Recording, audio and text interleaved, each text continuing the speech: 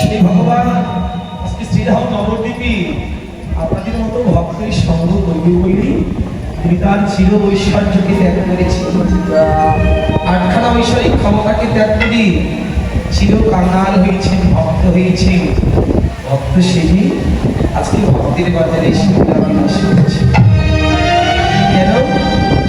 নারদীয় পুরাণে ভগবান একদিন নারদকে প্রশ্ন করেছিলেন, এই যে আমাদের 18খানা পুরাণ, এই 18খানা পুরাণের মধ্যে নারদীয় পুরাণে নারদ ভগবানকে প্রশ্ন করলেন, ভগবান এই দেখো জগতে তোমার ভক্তরা ভক্তের চরণ ধুলার্থনে গড়াগড়ি গেল, তোমার ভক্তগণ ভক্ত পদধূলি অঙ্গে রেখে প্রাণ সিদ্ধ করিল।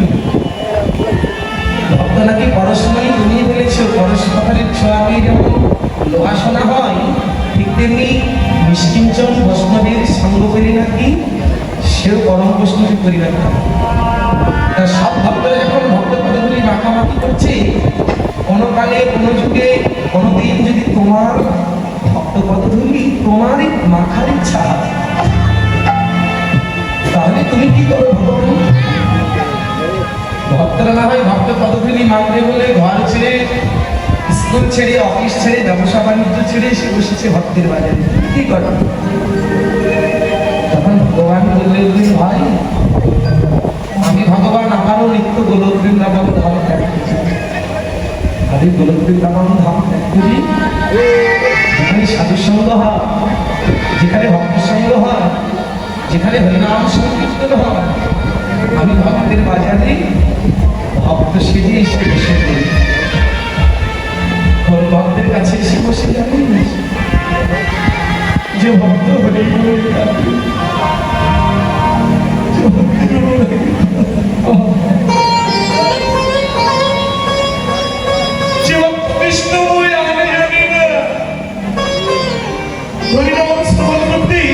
যার অন্তরে কষ্ট সত্যিকে ভাবের উদয় হয়, ভাই সেই হরিবলের দাদা ভক্তের পাশে গিয়ে আমি বসি, আর শুধু হরিবলের দাদা ভক্তের পাশেই বসি না, ওই দাদা মানুষকে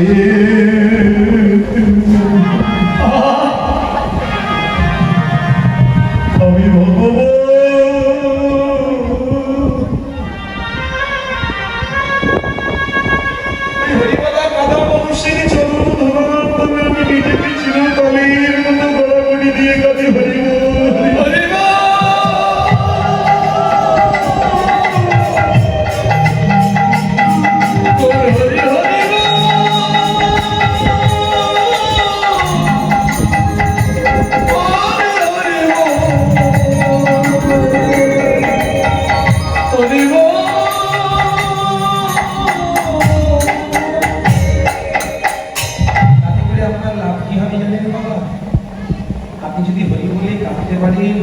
যদি হরিবলা মানুষের চরণ ধোলা করে আপনি বরাবর দিতে পারেন, তাতে করে একটা লাভ আছে। কি? ওই যে সূর্য পূজায় ধরেছে মূলতি নাশে কুলতি, কীর্তনীরা বলে তো জীবের কুলতি নাশ হয় এমন করে। যখন আপনি হরিবলা মানুষের আসতে চরণ ধোলার করে বরাবর দিবেন, তখন আপনি নিজেকে সবচেয়ে ছোট মনে করেছে।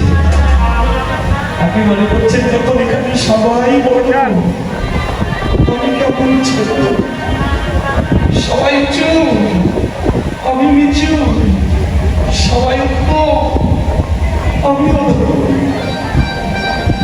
সবাই অনেক অনেক কিছু জানে, আমি কিছু জানি না। এতে করে আপনার দিনটাই এলো যে এই বলে বৈষ্ণবের চরণে বরাবর দিলে, তখন আপনার মধ্যে থেকে হিংসা, নিন্দা, পরক্রিয়া, পরচর্চা, দম্ভ, দর্প, আত্মভিমান সব কিছু যেমন একদিকে জলাঞ্জিত হয়ে গেল, অন্যদিকে বৈষ্ণবের চরণ থেকে প্রেম ভক্তি আপনার মধ্যে প্রায়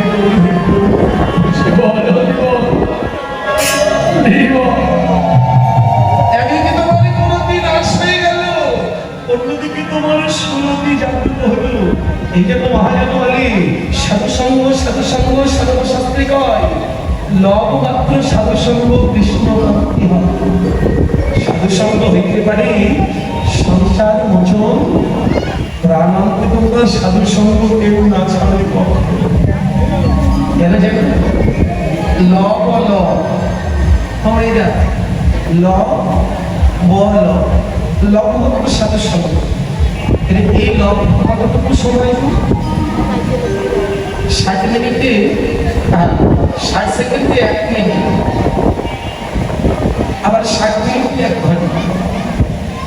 60 সেকেন্ডে 1 মিনিট, বাবা এই 60 সেকেন্ডকে যদি 12 ভাগ করা যায় তাহলে কতটুকু সময় হবে? 5। এইটুকু সময় 60 সেকেন্ডকে যদি 12 ভাগ করা যায়, এইটুকু সময় ভাবতে পারছেন তাহলে একটা বালিকণার চাইতে ছোট হবে না? একটা চুল যে পরিমাণে চিকন তার চাইতে ছোট হবে না? ঠিক এইটুকু সময় এইটুকু সময় যদি কেউ একবার কৃষ্ণ নাম করে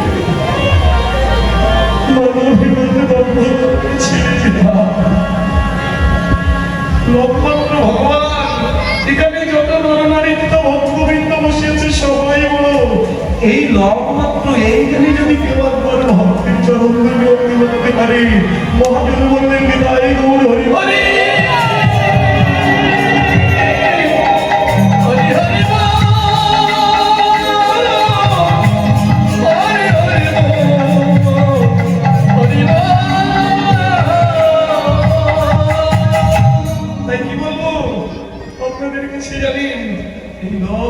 সাধুসঙ্গ কৃষ্ণ প্রাপ্তি হবে। কৃষ্ণ কথাগুলো অত্যন্ত মধুর কথা। একবার যদি কেউ সাধুগুরু চরণ আশ্রয় করে এই তত্ত্বের ঘরে যদি কেউ একবার প্রবেশ করতে পারে, তার শুভ আনন্দ হয় না, তার পূর্ণ আনন্দ হয়, সমস্ত নিরানন্দ তার গভীর হয়ে। সেই ভগবান আজকে ভক্ত হয়ে ভক্তের বাজারে এসে সেই ব্রজরসটাকে আস্বাদন করতে পারে। জানো মহাপ্রভুর ভক্তা দর্শন করি বাসুদেব ঘোষ পদকর্তা পথে কি আজরে গো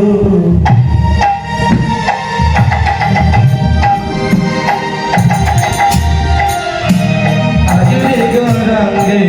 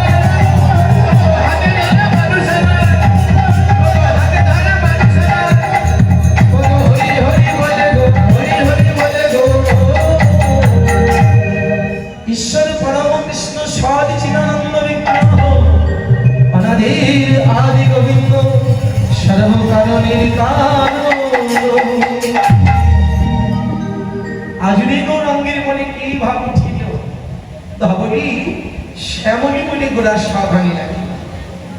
ও ভাইরা, বৃন্দাবনের ভাব হলো পাঁচখানা। একটি শান্ত, দাস্য, সখ্য, বাৎসল্য আর মধু, এই পাঁচটি ভাব। শান্ত প্রেমী সনকাদি মনি ভগবানকে পেয়েছিল। দাস্য প্রেমী বনের পশুবিদ হনুমান, বাৎসল্য প্রেমী নন্দরানী দৈবকী,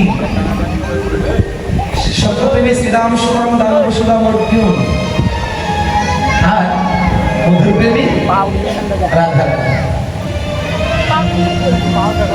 এই ভাবগুলো নিয়ে ভগবান পুরো ৬৬ প্রকার লীলা করলেন। ভাবের কথা যখন আসছিল, পশুদের কথা যখন আসছিল, তবে একটুখানি বলল হয়ে যায় কেন ধর্মী সামরিকী ডাকছে ভগবান?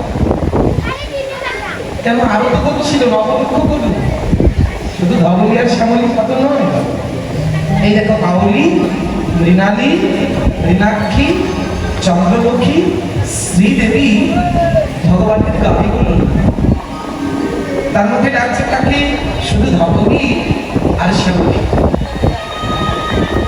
কেন? একটিবার ভুল করে ডাকলো না কাউলি, একটিবার ভুল করে বের হলো না নবদ্বীপে ও মৃণালী। শুধু ধর্মী শ্যামলীকে ডাকছে কেন জানি? এরকম ধর্মী শ্যামলীর কাছে ভগবানের রীতি হয়ে গেছে। কেন? যে আমার হল, আমি ভগবানের মন্দিরের মতো দাঁড়াই। একদিন বৃন্দাবনে ভগবান তার সমস্ত গরুগুলো ছেড়ে দিয়ে ওই নবপ্রসাদ নটবার বেশ ধরে বংশীপাটের তালায় ত্রিভঙ্গখানে দণ্ডায় বসেছে।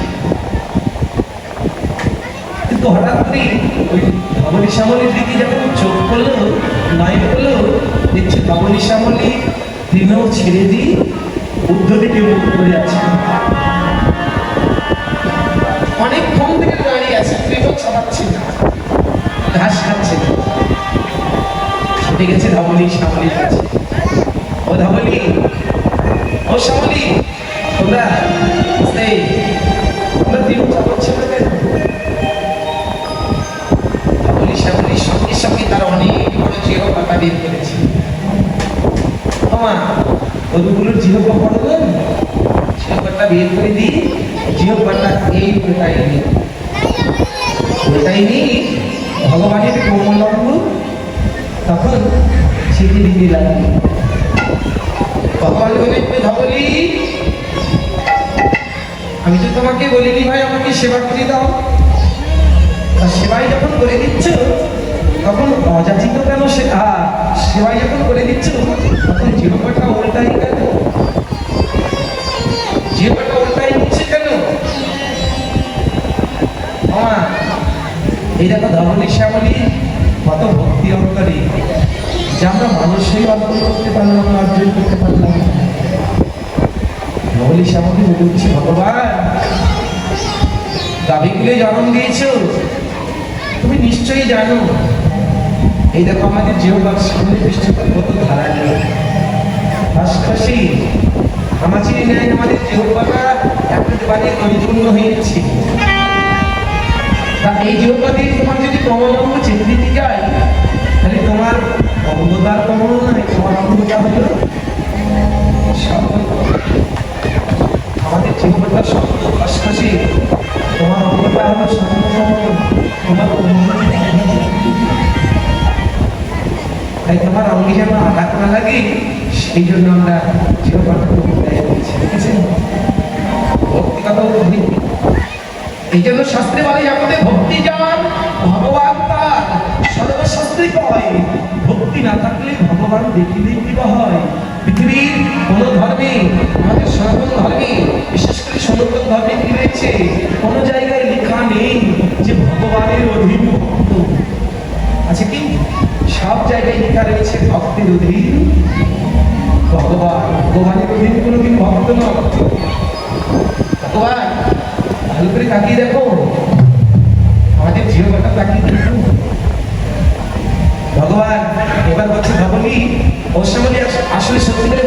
তোমাদের মনের ভাবটা কি, তোমরা কি চাও আমার কাছে? তখন ধবলি শ্যামলী বলে, ভগবান বলবো? আরে বাবা বলো না, অত সংকোচ করছো কেন? ধবলি শ্যামলী বলে উঠলো, ভগবান শুনছি তোমার এই সখাকণের বরণ থেকে আগত কলিকালে কলিযুগে তুমি নাকি গৌর হবে। তা তুমি যদি গৌর হও, আমরা ওই নবদ্বীপে গিয়ে আরে গাভী কুলে জন্ম পাবো, আমরা এই নদী আর কি তোমার সঙ্গ পাবো প্রভু।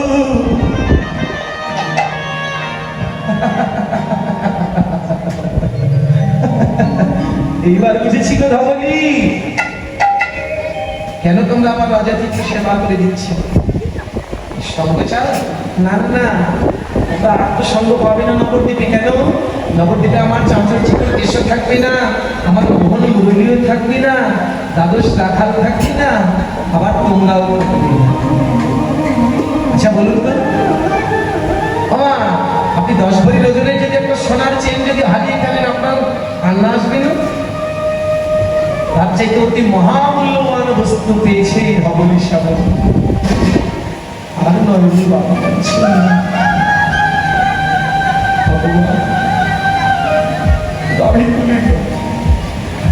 তুমি আমাদের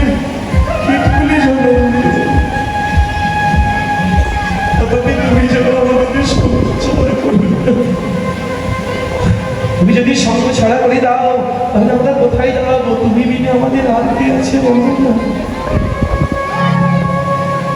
ধবলি ভক্ত চাইলে আমি দেবো না তা কি করে ভাবলি? নাম যে আমার ভক্ত বাঞ্ছা কল্পতরু, তুমি চাইছো আমি তোমাকে দেব। তবে সদর ধবলি প্রত্যক্ষ ভাবে নয়, পরোক্ষ ভাবে তোমরা আমার সঙ্গ পাবে। কিভাবে জানো? এই দেখো, তোমাদের এই দেহের যে চামড়া, তোমাদের এই দেহের চামড়া দিয়ে কলিকালে কলিযুগে আমি বানাবো এই শিখল মৃদঙ্গ। কলিকালে কলিযুগে তোমাদের দেহের চামড়া দিয়ে আমি বানাবো শিখল মৃদঙ্গ। ধবলি তোমার অন্তরটা সাদা, তোমার বর্ণটা সাদা, তাই তোমাকে রাখবো শিখলের বাম পাশে। শ্যামলী তোমার বর্ণটা কালো বলি তোমাকে রাখবো শ্রীফলের দক্ষিণ পাশে, নাকি 2 পাশে রাখবো। তখন তোমরা শুধু আমারই সঙ্গ পাবে না, এই যে আমার অনন্ত কোটি ভক্তগণ যখন আমার নাম করবে, আমার নামই তো অভিন্ন, আমার নামে তো কোনো ভেদাভেদ নেই। যে নাম শ্রীকৃষ্ণ, যখন আমার নাম করবে তোমরা আমাকে পাবে, সঙ্গে সঙ্গে তোমরা আমার ভক্তগণের সঙ্গে সঙ্গে তোমরা আমার ভক্তগণের চরণ ধরে মাথায় পাবে ধবলি। তোমাদের আমাদের ভক্তের চরণ ভিডিও রাখবে, শুধু আমার না। তোমার এটা হলো বহিরঙ্গ, এটা তত্ত্ব নয়। তাই নবদ্বীপে মহাত্ম এসেছেন আমাদের যুগধর্ম অবতার। এই নবদ্বীপে কাকে ধবলি বলে ডাকছে? এই নবদ্বীপে তো ভগবানের গরু নেই, তাহলে এই নবদ্বীপে ধবলি কারা? নবদ্বীপে ধবলি কারা?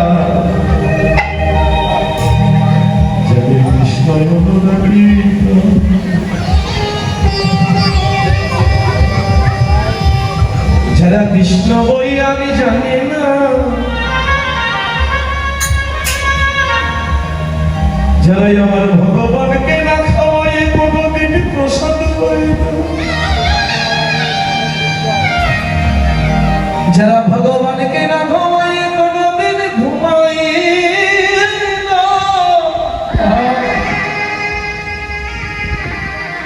যারা ভগবানের সেবা পূজা করে কেঁদে বলে তুমি প্রভু আমি না,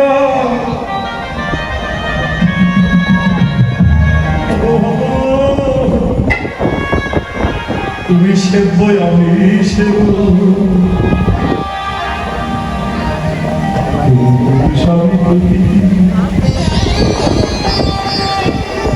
তুমি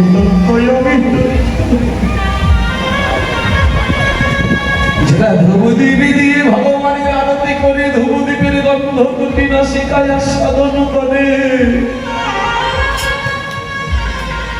যারা ভগবানের মন্দিরে ঢুকে বলে ভগবান তোমার কোনো অসুবিধা হচ্ছে না, যারা মাঠে ঘাটে ঘুরতে গেলে ওই ভগবানের জপের বাবা সঙ্গে নেয়। আমি ঘুরে বেড়াবো তুমি ঘরে থাকবে তা তো হয় না, ভগবান তুমি এসো আমার সঙ্গে। যারা কৃষ্ণ বলতে নয়ন বাড়ি ঝরায় তাদের, যারা তোমার গড়াগড়ি দিয়ে তাদের,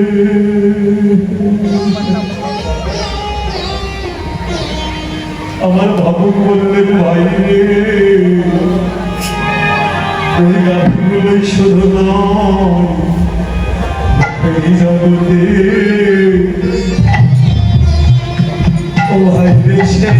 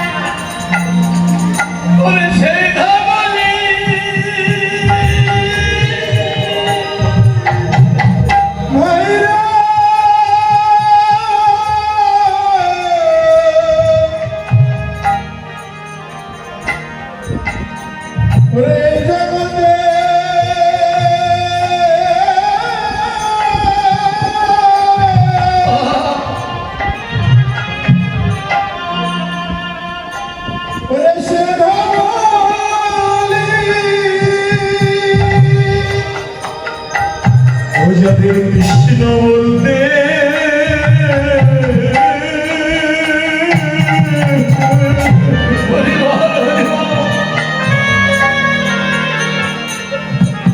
ও যাদের হরি বলতে ওরে ঝরে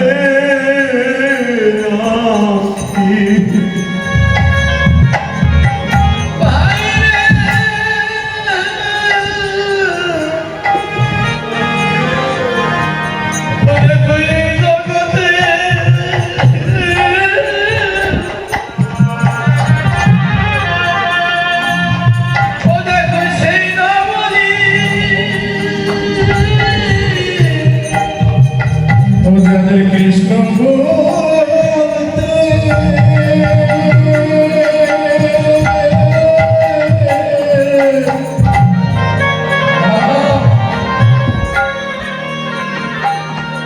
ওরে হরি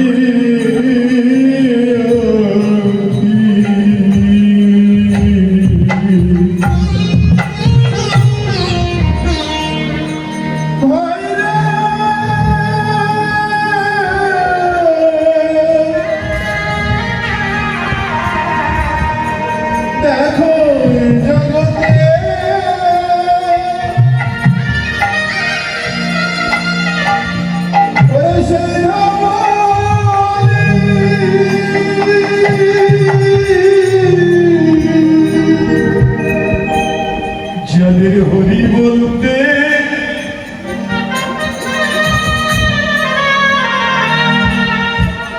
দুই নয়নে ঝরে বাড়ি, এই জগতে বাইরে সে যাদের হরি বলতে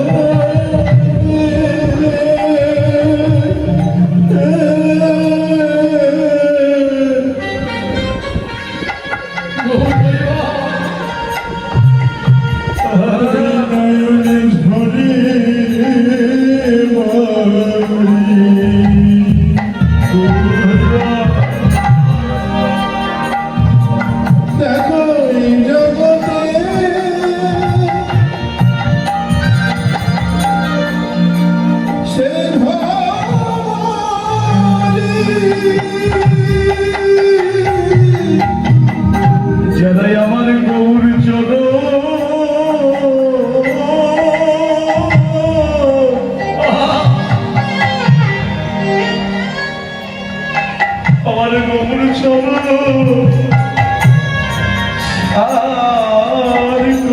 রে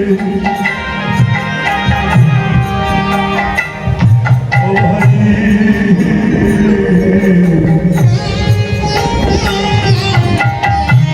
ভাইরে জগতে সে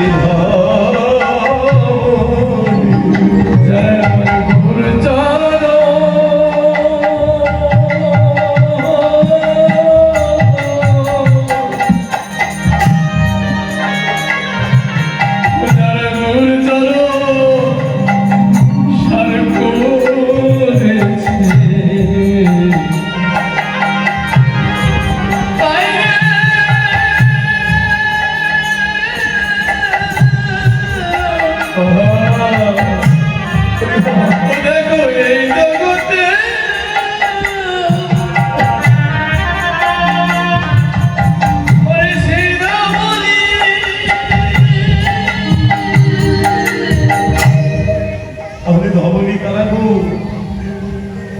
শুধু ওই গাড়িগুলোই যে ধবলি তা নয় মানে বাবা এই জগতে আপনিও ধবলি হতে পারে যদি আপনি গৌরচরণকে সারা করতে পারেন যদি হরিবলকে আপনি আঁখি ঝরাতে পারেন কেঁদেছি যে আমরা অনেকেই সংসারের মায়া কান্না বিষয় বাসনা হারানোর কান্না পুত্র পরিজনের কান্না আমরা অনেক কেঁদেছি কিন্তু বৈষ্ণব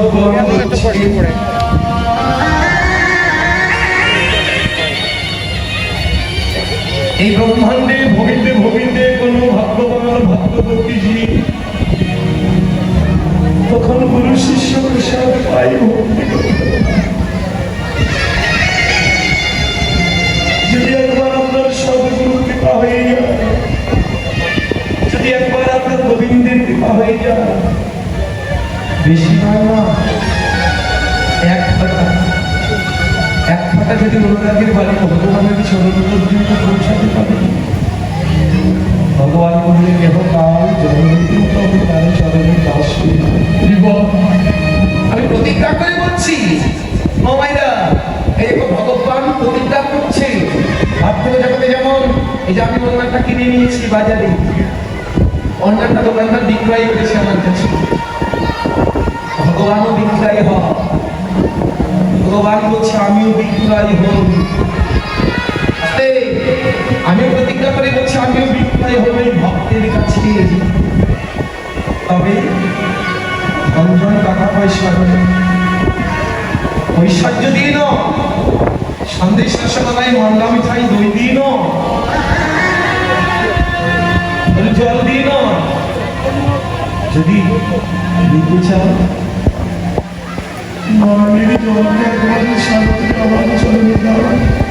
আমি প্রতিজ্ঞা করে বলছি ইহকাল জন্মের মতো আমি তোমার কেনা হয়ে যাব আমি তোমার কেনা আমি তোমার কেনা আমি তোমার কেনা আমি তোমার ভাই আমি তোমার বন্ধু আমি তোমার পিতা আমি তোমার মাতা আমি তোমার পুত্র আমি তোমার অভিভাবক আমি তোমার সব হয়ে যাব আমি আরো প্রতিজ্ঞা করছি তোমার প্রাপ্ত বস্তু রক্ষণাবেক্ষণ আমি ভগবান করে থাকি তোমাকে চিন্তা করতে হবে না কেন সবসময় চলবে কি সে তুমি ভাববার কে ভাববার যিনি ভাবছে তিনি একবার তুমি ভাবো তাকে আরে ভাবনা বাদ দাও দুশ্চিন্তাকে দূর করিতে সঠিক চিন্তা করো ওই ভ্রান্তির মাঝে শান্তি পাবে বদলে একবার প্রেম রসে হরে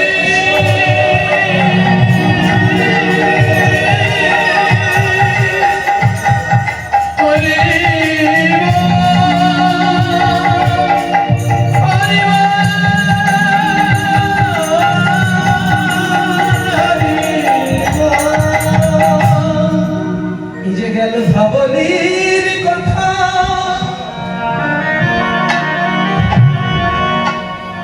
শ্যামলী কালাগো এই আপনাদের মাঝে আমাদের মাঝে এই শ্যামলী বসে আছে শ্যামলী কালা জানি মানবিমানের উচ্চ মঞ্চে বসে আছি যারা গলায় মালা পড়তে অহংকার হয় লজ্জাবোধ করি এই বয়সে মালা পড়বে না সামাজিকারা না না এখন কৃষ্ণ নাম করবো না, বুড়ো হলে বুড়ো মারবো কি দিদিভাই, তুমি যে বুড়ি হবে এমন গ্যারান্টি দিতে পারবে কি? আর সম্ভব কি ভাই? সম্ভব না। সামাজিকারা যারা কেউ কোনোদিন কৃষ্ণ নাম করেনি, আবার অন্যরা যদি করে সইতেও পারে না। জানি তো মা, আমি আমার বাড়িতে প্রতিদিন ভঙ্গ মুহূর্তে হরিনাম সংকীর্তন করি, আমার ছোট্ট ছেলেটাকে নিয়ে। পাশের বাড়ি তোরাই বলে ওঠে মরণের হরিনাম, এই মোরা কোনো হরিনাম দা, তার মারা মরির নাম দা। আগে ঠাকুররা কিন্তু এইগুলোই বলতো, ওরাও তাই শুরু করেছে। ঘুম হয় না, এই ঘন্টা শব্দ ঘন্ট ঘন্ট ঘন্ট ঘন্ট ঘুম হয়। আমি বলি ভগবান এদেরকে সুবুদ্ধি দাও, এদের কৃষ্ণপদে মতিরা। মহাজন বলছে যারা হরিনাম করে না, আবার যারা হরিনাম করে তাদেরকে ইনসাল্ট করে, অপমান করে, তিরস্কার করে, ব্যঙ্গ করে, বৈষ্ণব ঠাকুর তাদেরকে সিদ্ধান্ত দিয়ে বলবেন এই জন্মে তারাই হল স্বামী। কিন্তু দেখুন ভগবান আমার এত দয়াল, আজকে যে ভগবানের হয়েছে তাকে ভগনী বলে যাচ্ছে আয়। আবার যে ভগবানের হয়নি, হরিনাম করেনি, তাদেরকে ডাকছে যে স্বামী তোমরা বৈষ্ণব। আমি কথা দিলাম আমি তোমাদের নাকি হরিনামের তরি এনেছি। আমি কথা দিচ্ছি আমার হরিনামের তরিতে চড়তে যতক্ষণ লাগে সময়, আমি ভগবান পার করতে তোমাদের তত সময় নেই না। তার আগে আমার হরিনামের তরিতে চড়াটা, হরিনামের তরিতে চড়তে যতক্ষণ আমি ভগবান পার করতে তত সময় নেই না। যে একটু আগে বলে গেলাম লবমাত্র, লবমাত্র এখন চড়া মাত্রে আমি ভগবান নিতাই গৌর হরি বল বলে হরি হরি হরি।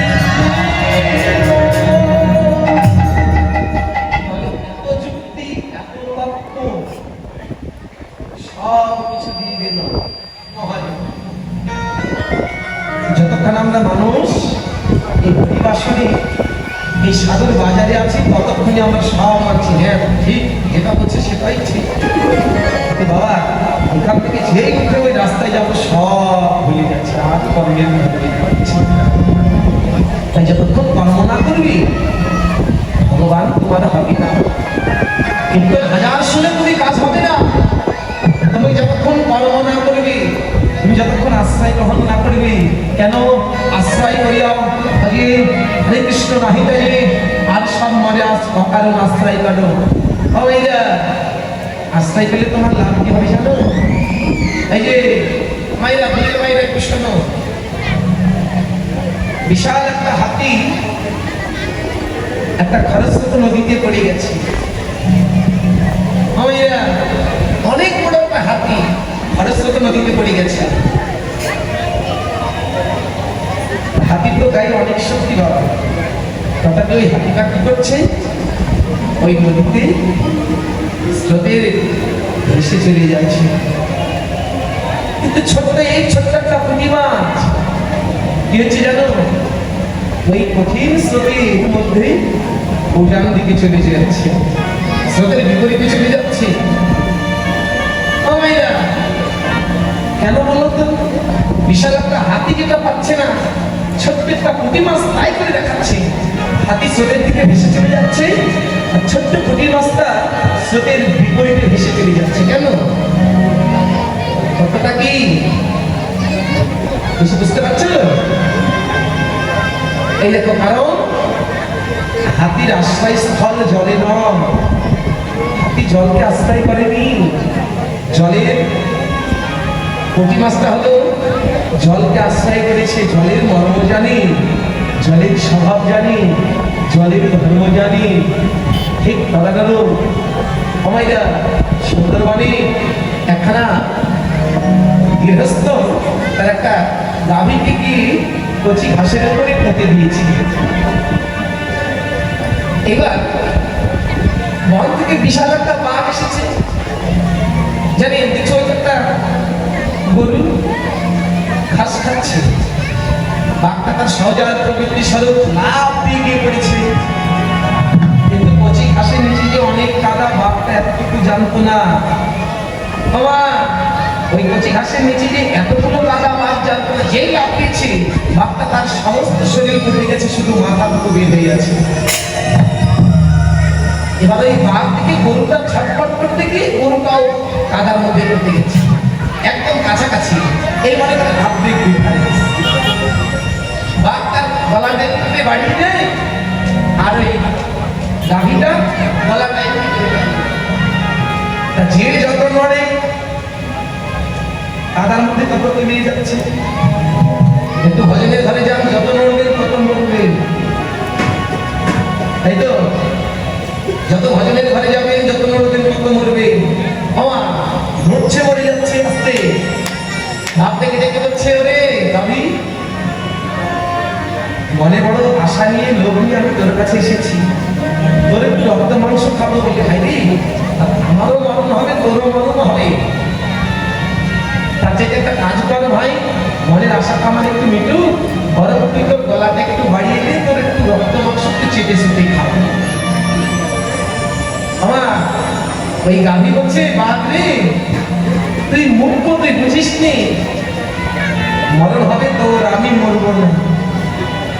বাঘ চিন্তা করলে কি একই জায়গায় বসে আছে, আমার মরণ হবে, তোর মরণ হবে না, মানে বুঝতে পারিস নি বা? এই দেখ সন্ধ্যাগত সময় হবে, এই ভবের গোলা হল যখন থেমে যাবে, আমার মালিক হাতে মন্থন নিয়ে আমায় ধবলি, আমার নাম ধরে চিৎকার করে ডাকবে। ভবের গোলা হল সন্ধ্যা হলে থেমে যায় না, তখন দেখবেন পরিবেশটা একটু শান্ত হয়। চিৎকার করে যখন ডাকে, ডাকটা অনেক দূর পর্যন্ত চলে যায়। ও বাবা, এই আমি গর্ত থেকে চিৎকার করে আমার মালিকের ডাকে আমি সাড়া দেব, হাম্মার হবে। আমার মালিক আমার ডাক শুনে ছুটে আসবে, সুকৌশলে আমাকে টেনে তুলে নিয়ে যাবে। আরে বা, তোর তো মালিক না, তোকে টেনে তোলার মতন কেউ না, তাহলে মূল্যকে বাবা কথাটা যেটা আমি বলতে চাইছি, ও কথাটা আমি যেটা বলতে চাইছি সেটা অন্য কোনো কথা নয়, সেটা হলো এই আশ্রয়। আজই গুরু আশ্রয় করাবো। যদি কোনোদিন কোনো কালে ওই বাঘের ওই গাভীর গায়ে যদি একেবারে খাতে পড়ে যা, যদি গর্তে পড়ে যা, যদি তুমি তোমার গুরুদেবের নাম ধরে একেবারে দেখো, গুরু যদি সাধু খান নিতাই গৌর হরি বল বলে তোমায় পারে করে নিয়ে যাবে।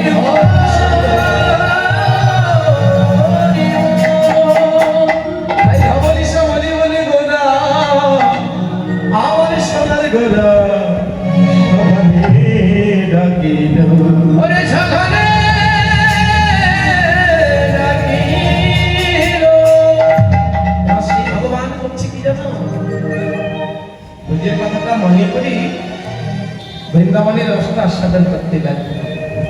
কিভাবে? এই দেখো সিঙাবে নো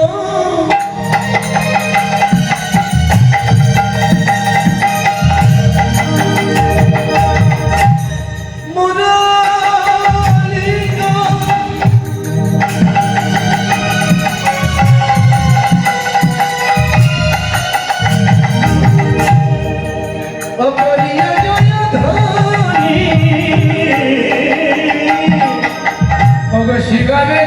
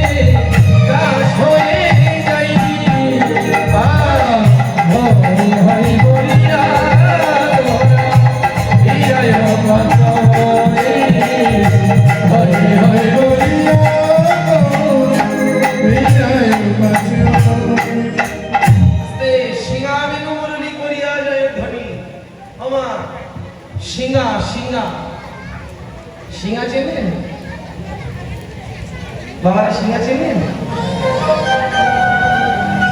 সিংহাটা ছিল দেবাদিদেব মহাদেবের কাছে,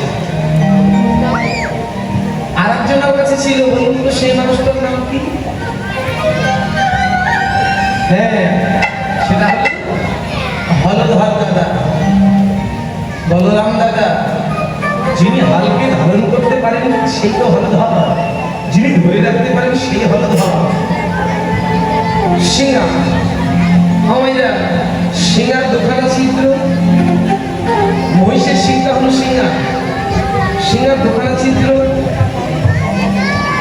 শুধু বলরাম দাদার কাছে আর ওই দেবাদিদেব মহাদেবের কাছে যে সিংহা আছে তা নয়। কথাগুলো শোনো, এই যে এখানে আমরা যতগুলো নরনারী আছি প্রত্যেকের কাছে সেই সিংহা আছে। একটাতে ধরতে হবে, একটাতে ছাড়তে হবে। একটাই ফো দিতে হয় না এরা, একটাই ফো করতে হয়, মুখ দিতে হয়। ছোট্ট একটি ফুটো আর আর একদিকে ফুটো নিতে পড়ে। এই একদিকে ধরলে আর আর একদিক দিয়ে বাতাস প্রবাহিত হবে। দুখানা ছিদ্র সিংহা। এখানে আমরা যতগুলো আছি আমাদের প্রত্যেকের কাছে সিংহা আছে। এই রান্নার দিদি, এই যে তরকারি বানানোর দিদি, ও দূরের দিদিরা তরকারি কাটছে, সবজি কাটছে দিদি। ওখান থেকে এত দূরে কথা চলে আসছে আপনাদের, এত জোরে চিৎকার করছেন কেন? এই দেখো বাবা, শুধু হলধর দাদার কাছে যে দোকানে ওই সিংহা আছে তা নয়, আপনার আমার কাছে সিংহা আছে। ওইরা সিংহা শান দিতে হয়, সিংহা ধুয়ে মুছে পরিষ্কার করতে হয়, তবেই আপনার সিংহাকেও সুর উঠবে, ধ্বনি উঠবে। এই সিংহাকে আমরা জানি, এই সিংহাকে আমরা চিনি, এই সিংহাকে কোনোদিন বাজিয়েছে? ওই রেসিপি কি চেনেন? বলুন তো আপনার কাছে সিংহা আছে, সেই সিংহাটা কোনটা জানেন না? ভালো করে তাকিয়ে দেখো, এই যে আপনার কাছে যে সিংহা আছে, এই যে তাকিয়ে দেখো, এই দেখে না তত্ত্বের ঘরে যা, এটা হলো সিংহা। এই দেখো এরও দুখানা ছিদ্র, এই এই। আচ্ছা বলুন তো এই দুখানা ছিদ্রের মধ্যে আপনি কোনখানে ধরবেন আর কোনখানে ছাড়বেন? সামনে ধরে পেছনে আমার দিকে আসে। বাবারে, দীক্ষা আমাদের সবার হয়েছে, শিক্ষা কার কার হয়েছে? ওই ঘরে না যাওয়া পর্যন্ত এই কথাগুলো বুঝতে পারবেন না। কেন? কীর্তন ব্যাপার এই দেশের নয়, কীর্তন কি এই দেশে? মাইরা বলো তো আমাদের সনাতন ধর্মের দেশ কয়টা? কয়টা দেশ? বাবারা বলো কয়টা দেশ? হ্যাঁ, চারখানা। বাবারা জানে, মায়েরা জানলেও বলছেন লজ্জা পাচ্ছে। দেখো, 1 নম্বর হলো স্থূল, 2 প্রবর্তন, 3 সাধক, 4 সিদ্ধি। আপনি আমি যেখানে বসে আছি স্থূলের দেশ 1 নম্বর, স্থূলের দেশ। এরপরে আসবে প্রবর্তন, তারপরে আসবে সাধন, তারপরে সিদ্ধি। কীর্তনটা হলো স্থূলের দেশে, আমরা আছি স্থূলের দেশে, আর এখান থেকে এইখানে লাভ করে যেতে হবে, তবেই সিদ্ধির দেশ। কীর্তনটা হলো সিদ্ধির দেশের, অনেক ঊর্ধ্বের দেশে। আপনি স্থূলের দেশে বসে বসে যদি সিদ্ধির দেশের খবর নেন, তাহলে লন্ডন নামের ঘন্টা নিয়ে আর কিছু নয়। যদি ওখানে যেতে চান, তাহলে ওই কর্মগুলো করতে হবে। স্থূল পেরিয়ে প্রবর্তকে যেতে হবে, প্রবর্তক পেরিয়ে সাধনায় যেতে হবে, সাধনার পরে তবেই সিদ্ধি পাবে। আমি দেখিয়ে দিলাম বলে বলছেন হ্যাঁ দাদা এই দুটোই সিংহা, কিচ্ছু না। যতক্ষণ কর্ম না করবেন কিচ্ছু পাবেন না। কোথায় ধরবেন? সিংহাতে বাঁশি বাজে, সিংহায় ধ্বনি হয়। আপনার নাক ধরলে কি করে বাঁশি বাজবে? হ্যাঁ, এটা বললি বাবা সামনে ধরলে পেছনে বাজবে, দেখি তোর সামনে ধরবো, দেখি তো বই বাজবে। খুব খাট তো অনেকই করিস, কথাগুলো শোন। বাঁশি তোরও বাজবে কবে তুই জানিসই না, বাঁশি বেজেও যাচ্ছে বুঝিসই না, ওই কারণে মাথার চুল উঠে যাচ্ছে। এখনই যদি চুল উঠে দেখলে আরো সময় তো পড়েই আছে। দাদা বাঁশি বাজাতে হবে, সিঙ্গা বাজাতে হবে, এই সিঙ্গার সাধন দিয়ে জানতে হবে। আমি সব বলবো না, এগুলো গুরুতত্ত্বভেদী গুরু কথা, তত্ত্বভেদী কথা। এই কথাগুলো যতক্ষণ না জানবে কীর্তনের কও বুঝতে পারবে না। আমি দেখিয়ে দিলাম, আমাদের কাজ হলো দেখিয়ে দেওয়া। যাও দেখিয়ে দিলাম, করে দেখো।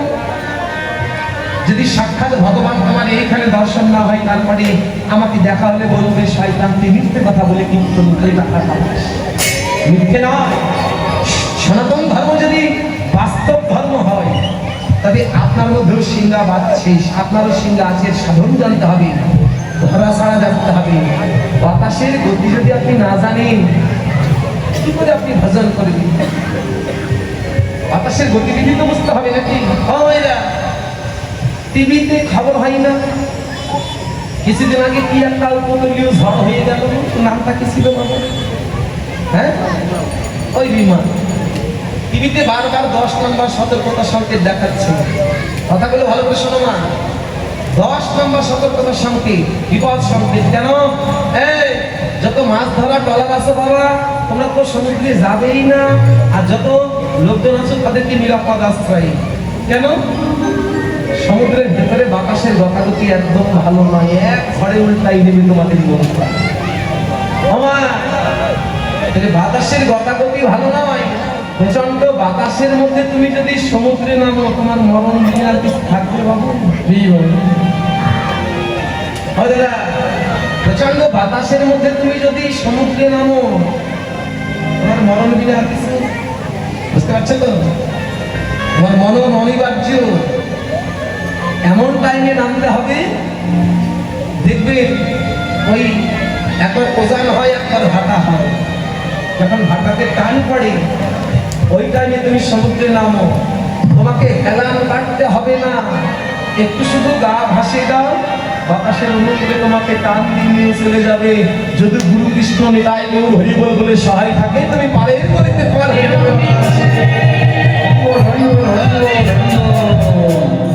সিংহবেদু মুরলী করিয়া জয় ধ্বনি, হই হই বলিয়া গোড়া ফিরাই পাচনি। বলছে হই হই, এই জগতে জি এই দেখো একবার নয় দুইবার হই। একবার আমার হও, আমি ভগবান তোমার হই। কি করি? এটাও কি সম্ভব?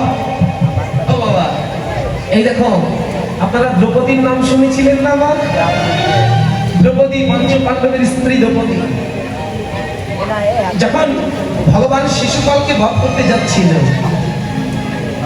সুদর্শন চক্রের আঘাতে ভগবানের হাতের কিনে আঙুলটা কাটল। দ্রৌপদী ছুটে এসেছে, ভগবান এই যে তোমার হাতের আঙুল কেটে গেছে, তুমি তো যন্ত্রণা পাচ্ছ, তুমি তো কষ্ট পাচ্ছ। এক টুকরো শাড়ির আঁচল দ্রৌপদী কেটে ভগবানের হাতের আঙুলটাকে ঢেকে। ভগবান বললেন, দ্রৌপদী, আরে ও দ্রৌপদী, এখানে অনেকে বসে আছে, ব্যথায় কেটে গেছে, আমার কেটে গেছে, আর ব্যথা পাচ্ছ তুমি। দ্রৌপদী, আমি ভগবান আজকে তোমাকে কথা দিলাম, আজকে তুমি আমাকে এতটুকু দিলি, অর্থাৎ হই হই, আজকে তুমি আমাকে এতটুকু দিলি, তোমার জীবনে যদি কোনোদিন প্রয়োজন হয় বসনে, আমি তোমাকে এত দেব, তুমি নিয়ে ফেলতে পারবে। তাই হয়েছিল, যদি ওই পঞ্চ পাণ্ডব আশা খালায় হেরে গিয়ে দ্রৌপদীকে বাজি রাখলেন, বাজিতে দ্রৌপদী হেরে গেলেন। দুঃশাসন দ্রৌপদীর চুলের মুঠি ধরে কাঁপতে কাঁপতে ভরা রাজসভায় নিয়ে এসেছে। দুর্যোধন রেখে রেখে বলছে, রাই দুঃশাসন, দ্রৌপদীর শাড়ি খুলে নি, তাকে বিবস্ত্র করো, তাকে উলঙ্গ করো, দেখি কি করে সয়। সঙ্গে সঙ্গে দ্রৌপদী অবনত মস্তকে দাঁড়ালেন। দুঃশাসন শাড়ির আঁচল টানতে লাগলেন। দ্রৌপদী বারবার তাকাচ্ছে দাদু বিশ্বের দিকে, দ্রৌপদী বারবার তাকাচ্ছে। গুরুদেবের কাছে, কর্ণের কাছে, দ্রোণাচার্যের কাছে, পাঁচখানা স্বামীর কাছে, কিন্তু কেউ প্রতিবাদ করছে না, সবাই অবনত মস্তকে বসে আছে। দুঃশাসন শাড়ির আঁচল টানে, আর দ্রৌপদী শুধু পাক খায়। দ্রৌপদী পাক খায় যখন কেউ কিছু বলছে না, দ্রৌপদী এক হাতে শাড়ি এমনি করে লজ্জাটাকে নিবারণ করে এক হাত ছেড়ে ভগবানকে ডাকছে, ভগবান।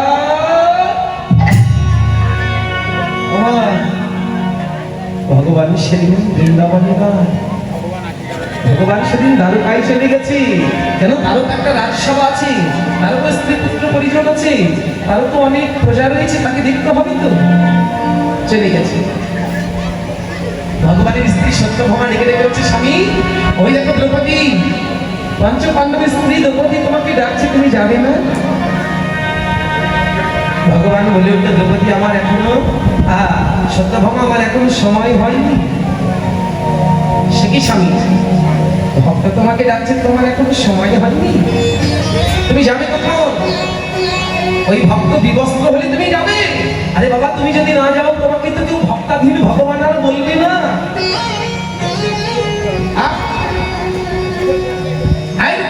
আর কথা বলো না, দাও সময় হলে আমি ভগবান আর থাকতে পারবো, তোমাকে বলতে হবে।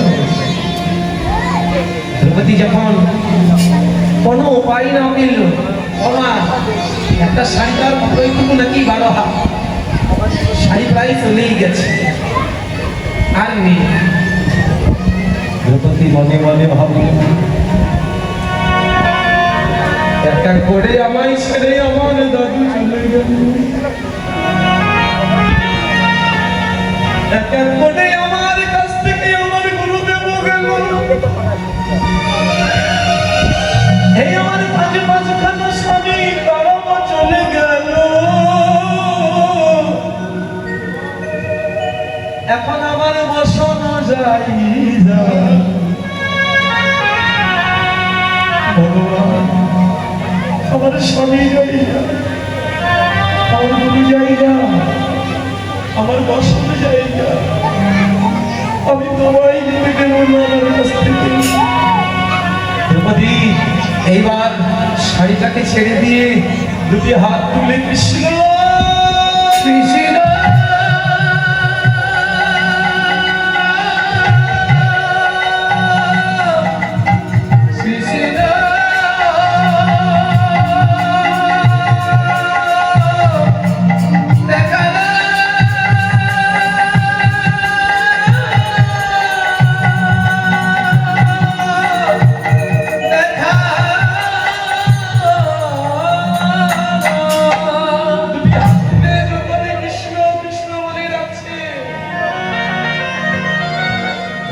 সিংহাসন থেকে ভগবান এবার পেছন থেকে ওই উত্তরীখানা টেনে ধরেছে, সত্যভামা দাও স্বামী দাও, শুনলে কথা, সত্যভামায় ছেড়ে দাও, ওই তো দ্রৌপদী বিপদে পড়েছে, আমায় দিতে হবে, তুমি না এক্ষুনি বললে তুমি যাবে না। আমি যাবো না বলিনি দ্রৌপদী, সত্যভামা আমি বলেছি আমার যখন সময় হবে আমি তখন ঠিক যাবো। স্বামী তাহলে একবার কৃপা করে তুমি তত্ত্বটা আমাদেরকে ভেঙে দাও। স্বামী কৃপা করে তুমি তত্ত্বটা একবার আমাদের ভেঙে দাও। তোমার লীলা তো জগতে বোঝানো যায়, তোমার লীলা বোঝা যায় না, আমার জগতে বোঝানো যায় না, একবার বলে দাও। ভগবান তখন বলে উঠল, রুক্মিণী আমি এতক্ষণ কেন যাইনি জানো? ভালো করে চেয়ে দেখো, এতক্ষণ দ্রৌপদী এক হাতে তার শাড়ির আঁচল দিয়ে নিজের লজ্জাটাকে নিবারণ করেছিল এমনি করে, আর এক হাতে এমনি করে তুলেছিল। তাতে কি বোঝা গেল জানো? তাতে তত্ত্বটা কি জানো দ্রৌপদী আর রুক্মিণী? তাতে তত্ত্ব হলো এই, দ্রৌপদী তার জীবনটা আমার প্রতি অর্পণ করেছিল, কিন্তু তার যে শক্তি, এই শক্তিটা আমাকে দিতে পারে। শক্তি শক্তি জীব ততক্ষণ ছটফট করে বাঁচার জন্য, যতক্ষণ তার নিজের গায়ে শক্তি থাকে, যখন শক্তি থাকে না তখন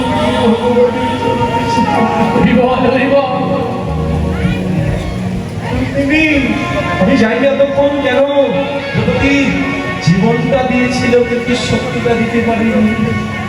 ওইটাকে দেখো দ্রৌপদী এখন সব কিছু ছেড়ে দিয়ে দুটি বাহু তুলে আমার কাছে নিঃস্ব হয়ে দাঁড়িয়েছে।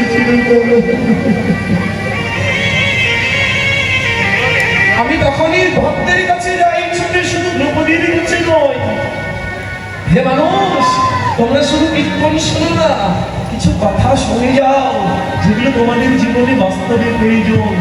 আমি ততক্ষণ পর্যন্ত ভগবান ভক্তের কাছে যাই না, তখনই ভক্তের কাছে যাই যখন আমার ভক্ত আমার এই চরণে জীবন, আমার এই চরণে আমার এই চরণে দেহ, আমার এই চরণে মন, প্রাণ, শক্তি, সামর্থ্য, বিশাল বাসনা সব কিছু চিরজনমের মতো আমাকে সঁপে যায়। আমি তখনই ভগবান তার কাছে ছুটে যাই। তাই যদি হয় জগতে, তাই যদি হয়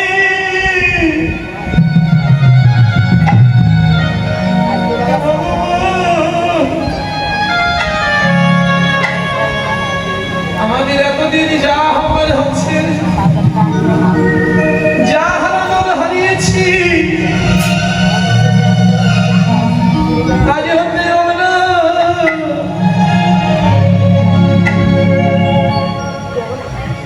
আমাদের এই জীবনের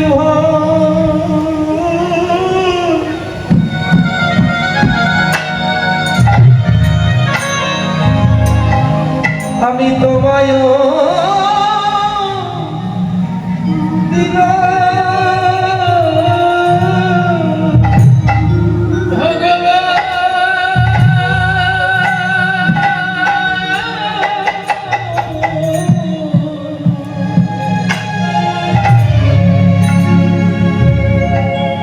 আমার জীবনের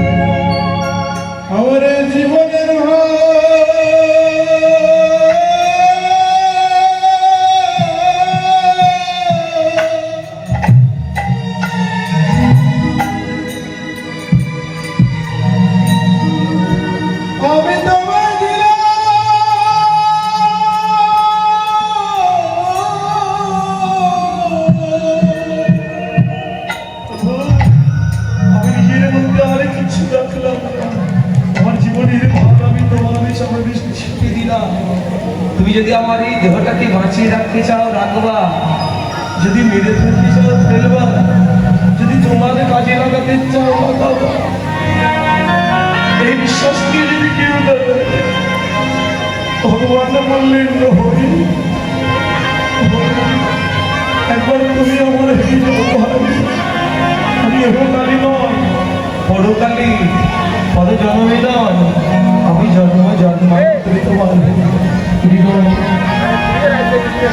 দ্রৌপদীকে এত বর্ষণ দিলে ভগবান, এত দ্রৌপদীকে বর্ষণ দিলেন, দ্রৌপদী নিয়ে ফেরতে গেলেন। তুমি কিছু চাও? ভগবান তোমার কাছে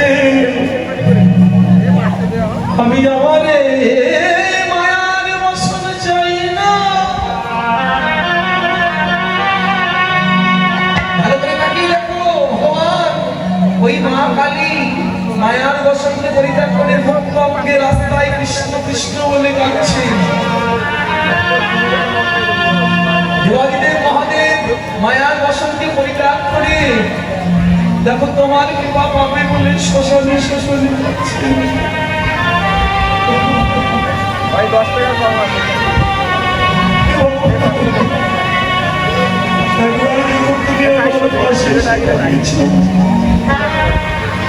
তোমার কাছে বসন্ত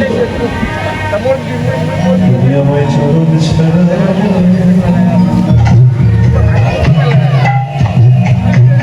চরণ ছাড়া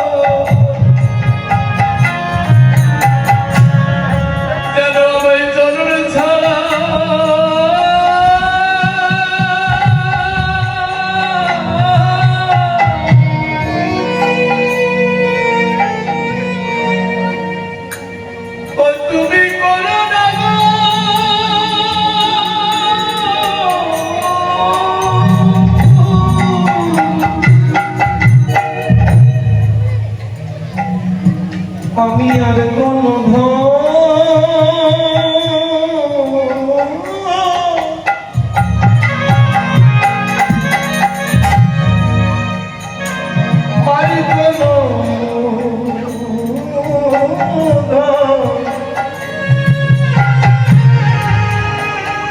আর কি চাইবো তোমার কাছে ভগবান? ভালো করে তাকিয়ে দেখো, তুমি না চাইতে আমাদের এত সুন্দর একটা জন্ম দিয়েছিল। ভগবান তোমার পাশেই যিনি বসে আছে, ভালো করে তাকিয়ে দেখো, সে হয়তো চোখে দেখে না। তোমার পাশেই যিনি বসে আছে সে হয়তো কানে শোনে না। তোমার পাশেই যিনি বসে আছে তার হয়তো দুখানা হাত নেই। তোমার পাশে যিনি বসে আছে তার হয়তো দুখানা চরণ নেই। ভালো করে তাকিয়ে দেখো, তোমার পাশে একটা কুকুর শুয়ে আছে। সেদিক থেকে যদি বিচার করো তুমি বলতো তো ভগবান না চাইতে তুমি এত সুন্দর একটা জন্ম। আর তোমার কাছে মাত্র জগতের আর কিছু চাই না, এবার একটি চাওয়া, কোটি কোটি জীব কোটি কোটি বছর ধরে সাধনা করে যে বস্তু চাই তোমার চরণ।